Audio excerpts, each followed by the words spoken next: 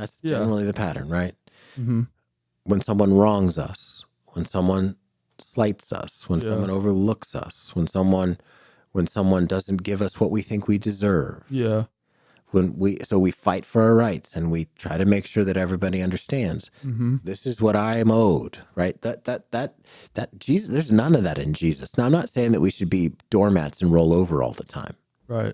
But I think it's instructive for us to just recognize, hey, what makes me angry is different than what makes Jesus angry.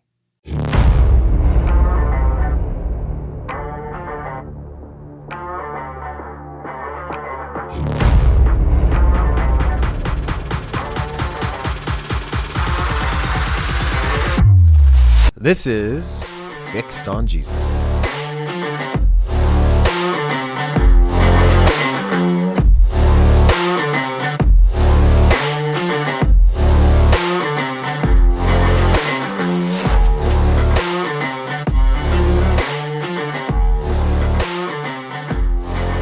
Hey everybody, welcome back to Fixed on Jesus. This is the podcast based out of Center Church in Gilbert, Arizona.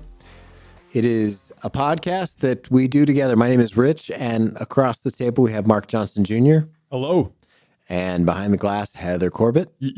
Hello, everyone. That's better, Heather. Last time she did not sound. She made sound effects that were better than Mark's, but still not good. Yeah. And so anyway, Fixed on Jesus is a podcast where we talk about all kinds of topics that maybe you suggest, topics that come to our minds, but we talk about all kinds of things and connect them to the gospel of Jesus Christ and the biblical answer, at least the way we understand it. So today we are going to talk about what? Well, before we get into that, I have a quick story. One of our super fans, Georgia Baird. One of our many super fans. We have a legion of fans, legions and legions of fans. That's and so right. Anyway, one of the head of those columns, Georgia Baird, yes. She sent an email recently, and on it, she addressed you as Father Rich. Yeah. So I'm going to start calling you Father Rich for a little while. Yeah, but I got a story about Father Rich. Thank you, Georgia. Yeah. Yes, thank you. We were recently out to lunch near my work. And in between the restaurant and my work, Rich decided, for some reason unknown to me, not quite how it went, that he wanted to go to the yoga place. I did not. He tried to step into the spirit of yoga, and I had to stop him. I was like, Rich, where are you going? And unbeknownst to him, that was not my work. It was some yoga place. Some yoga place. He was going to the dark side. No, I was not trying to go in there. I didn't know where your office was, and I thought that was the front door. And so I should have just let him go in. I would have stopped. I mean, I made one step toward the door, and then you're like, I was whatever. You were inches away from the handle. No, I wasn't. But anyways, I don't think so. I dispute that. Yeah. All right. Well, we'll know in heaven one day. But speaking of heaven, I don't think we're worried about that. Anyway, yeah. Our actual topic today, if you're still listening, which is unlikely. Well, I bet they are. We're only 2 minutes and change in.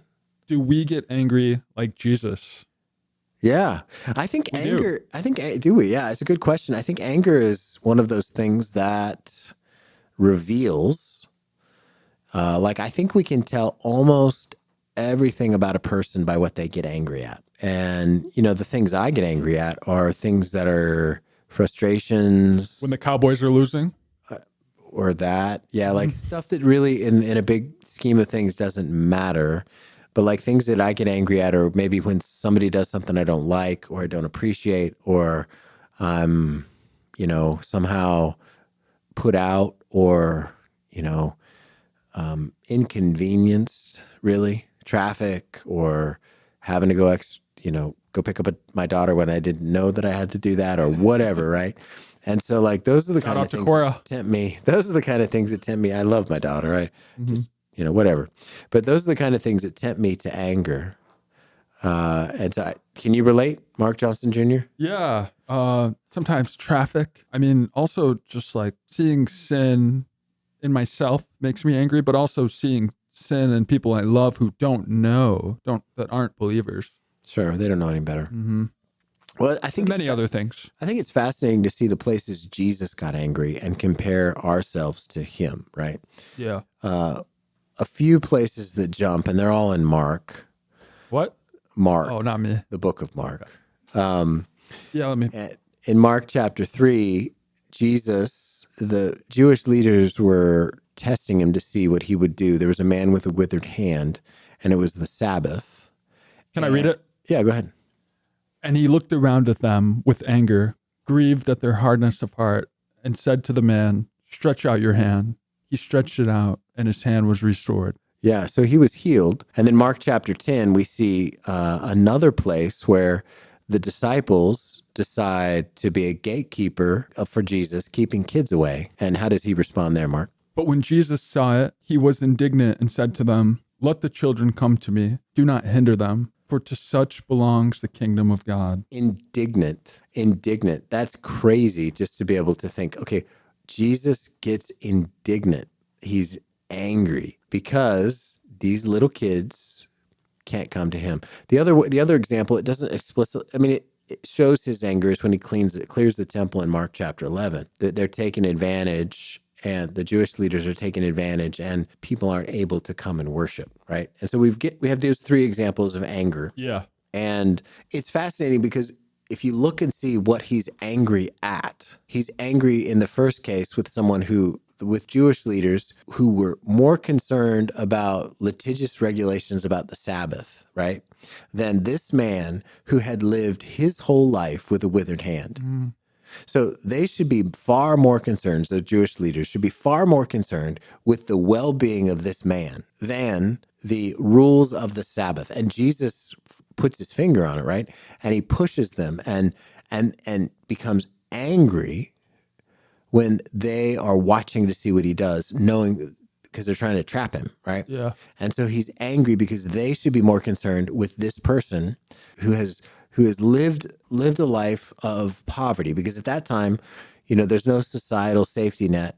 If you have a withered hand, you can't work. You're not farming. You're not fishing. You're not a secretary anywhere. You're not doing anything, but you have handouts. Or if your family's wealthy, maybe they can take care of you, but that's not forever. And so this person's life is ruined because they have a withered hand. And these people are more concerned with the rules and regulations of the Sabbath, and it makes Jesus indignant.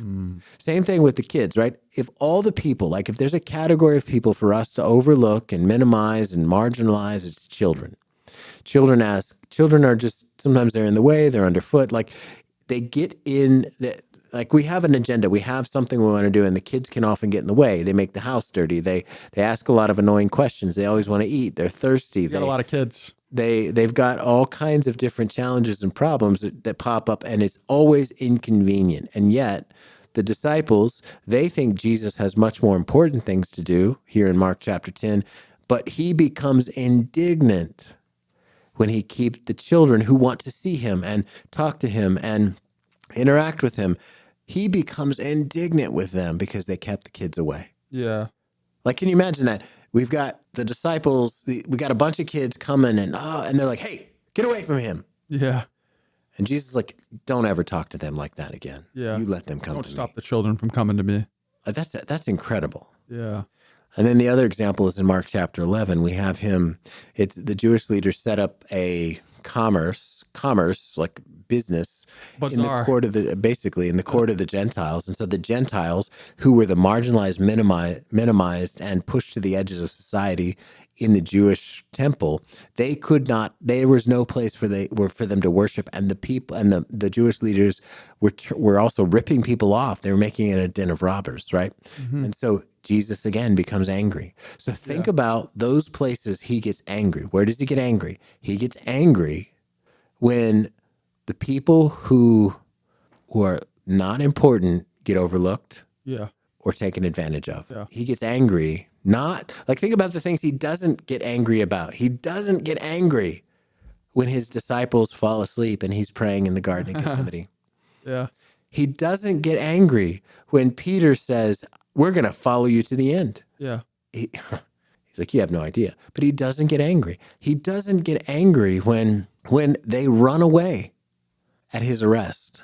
He doesn't get angry when he's put on trial illegally. He doesn't get angry when Peter, who said, "I'll follow you to the death," denies him 3 times to a little slave girl.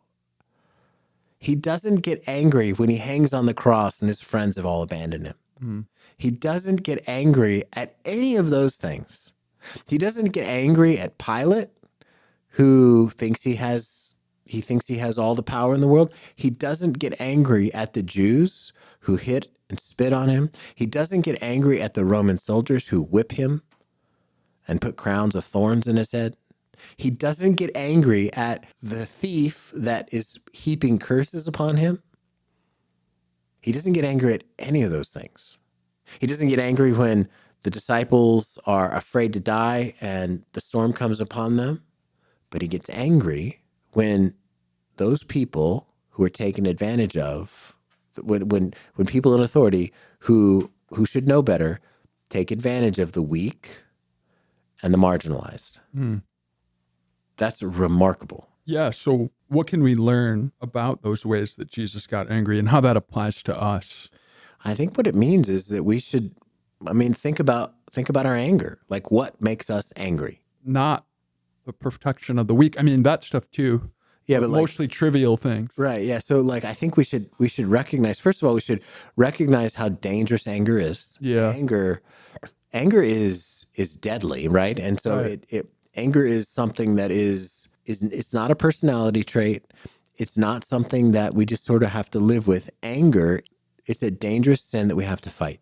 Right. Just real quick. In Jesus's case, he was expressing what you would call a righteous anger, which is not sinful because we know that he never sinned. So Correct. His instances of anger are different than ours. They are. And a lot of people talk about having righteous anger, but I don't think we can ever have purely righteous anger. We always have mixed motives. Absolutely. And most of the time we get angry, it's because of things that don't happen that we want to happen, or things that happen that we don't want to happen. Yeah. That's not where Jesus gets angry. He gets angry when people take advantage of. He gets angry when people are overlooked. He gets angry when those in authority abuse their authority and take advantage of people who are weak. That's when he gets angry. I think we should just recognize most of the time we get angry for unbiblical, sinful reasons. Yeah. Most of the time we get angry because we're put out, not because someone else is put out. Mm. Most of the time we get angry because the inconvenience that is heaped upon us, and not the inconvenience that's heaped upon another person. Yeah. Right? The reason is because we're oriented toward ourselves, right? Mm-hmm. I think it's helpful just to ask, what makes you angry, and what does that say about you? Yeah. What was the last time you got angry? Like, what was it? Was it having to do with money? Was it your spouse? Was it your time? Was it an issue of comparison where you're comparing yourself to someone else? Was it something someone said to you? Like, when was the last time you got angry, and what does that say? Because when we get angry, we're not getting what we want. Yeah. Right? Because that's the whole idea with what we see in James chapter 4. What causes quarrels, verse 1, and what causes fights among you? Is it not this, that your passions are at war within you? You desire and do not have, so you murder. You covet and cannot obtain, so you fight and quarrel. You do not have because you do not ask. Do not ask because you do not ask rightly. Yeah, well, and so that, what he's saying is, what makes you angry? Ask yourself what motivates you. Yeah. Right? Ask yourself what you want, and then you'll find out what makes you angry. What does Jesus want for the man with the withered hand? Justice, mercy, and healing. Yeah. He wants him to be able to be put right. Mm-hmm. What does Jesus want for those children? To be able to come to him freely. Yeah, blessing, attention. Yeah. The gift of helping, just the gift of making them feel like they're important. Yeah. What does Jesus want for the Gentiles who can't come into the temple in Mark chapter 11? To be able to worship them without being worship. ripped off. Yeah, a place of worship, right? Yeah. He wants something for other people. All the anger that he exhibits is not for himself, but for other people. On behalf of others. That's crazy, right? That's not why we get angry. No. That's not why we get angry. So our motives are usually toward ourself and why we get angry. Something that we feel is wrong with the world or being done wrongly to us rather than on behalf of other injustices happening to others. I think that's generally the pattern, right? Yeah. That's generally the pattern, right? Mm-hmm. When someone wrongs us, when someone slights us, when someone overlooks us, when someone doesn't give us what we think we deserve. Yeah. So we fight for our rights and we try to make sure that everybody understands. This is what I am owed, right? That Jesus, there's none of that in Jesus. Now, I'm not saying that we should be doormats and roll over all the time. Right. But I think it's instructive for us to just recognize, hey, what makes me angry is different than what makes Jesus angry. Right. Love it. What would you say to someone who finds themselves struggling with anger on a regular basis or semi-regular basis? I'd say that there's nothing too radical to try to kill that sin. And so, because a lot of times anger is going to express itself upon the people we love the most. It affects them the most. It affects them the most. That's who you lash out against. Yeah, right, exactly. And so angry words, angry actions start with something inside, right? And so I would say that it's really important just to maybe foster and hold on to work to try to see how evil anger is first, right? Yeah. If we're not convinced something's wrong, we're not going to want to Right. change So anything. the conviction of that sin in our own heart. Yeah, a lot of times we just try to justify anger and it's a righteous anger because I'm wronged or because of this or because of that or whatever. But let's just be real. Usually we want what we want, when we want, how we want. Yeah. And that's what makes us angry. Yeah. And so, just like James 4. yeah. And so like what we have to do is ask, okay, what makes us angry and why? You know, what's going on in my heart that wants me to, that causes me to be tempted to anger? And then just recognizing how bad of a sin that is. Right? Sitting with that for a little while, because we're not going to, if we don't feel convicted, if we don't have the sense of conviction inside our hearts, because of that, we're not going to want to change. Yeah. So you gotta realize it's sinful and it's wrong and we want to change. We need to fight to change. Yeah. Right? And so you're not going to be perfect, but I think we work on that by praying and asking the Lord to help us, but also by having accountability. With other people? Yeah, absolutely. Is that something you can go and confess to your brother and sister? Something we should confess to our brothers and sisters. Yeah. Love it. For sure. And so and ask for help. You know, it'd be okay if someone struggles with anger to just, hey, when I know those situations that I struggle with. And so there may be times and places where I need help. Yeah. And I'm going to call someone, or I need prayer and I'm going to call someone, or there are situations we can put ourselves into where we know that there will be a lot of temptation to anger. We shouldn't put ourselves in those situations. Or if we have to put ourselves in those situations, we shouldn't go alone. Love it. Thank you. We have a question from behind the glass. Hi, Heather. There's the glass. Yes. There's the glass. Thanks for letting me out. One of the questions that comes to me when I'm listening to this is, what if you don't recognize that it's anger? Anger doesn't always look the same. Right. And I'm just wondering, I mean, I'm hearing anger and I'm thinking slamming the door. That's my go-to. Obvious, right? I Yeah, do right, that. sure. That's pretty obvious. But there's also silence and Withdrawal. Right. withdrawal. So Yeah. I just would like to understand that a little bit more, maybe tease that out, I guess, as to how do you know this is anger, or how does the person who is displaying this anger come to the realization that's what it is? Well, Great question. through help, I think. I mean, because not every angry person is going to exhibit that by punching holes in the wall, or like you said. And so generally, let's just say in the context of a marriage or a family or a friendship, one person is going to put their finger on the anger. And so if someone you love tells you you have a problem with anger, you shouldn't minimize that. You should go and try to get help.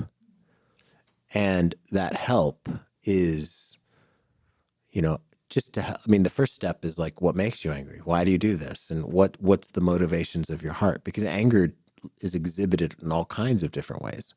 And so that's part of in a husband and wife relationship, if one party is apt to get angry and maybe not even know it, the other party should say something. And if there's no change, then, or if there's not a willingness to admit that there's something wrong, then they need to get help, right? And I think that's what I would recommend. Because all of us are tempted in different ways. Some of us are tempted toward anger. Some of us are tempted, maybe boisterous, outward kind of raucous anger, and others of us are tempted to withdraw and sort of protect ourselves and isolate, right? And so both are wrong. And I think we all of us need help, whatever that manifestation looks like. Love it. Yeah, great question. Is there any additional closing thoughts you want to add to this topic of anger and how it applies to, Jesus's anger? Yeah, I just think it's helpful. Again, it's kind of like a broken record.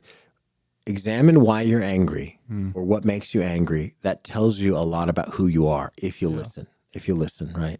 Mm-hmm. I mean, same thing with fear. Ask yourself what you're afraid of. That tells you who you are as well. Yeah. Like, what do you want? Because anger is a response to something when you don't get what you want. Fear is the same thing, and they manifest in similar ways sometimes.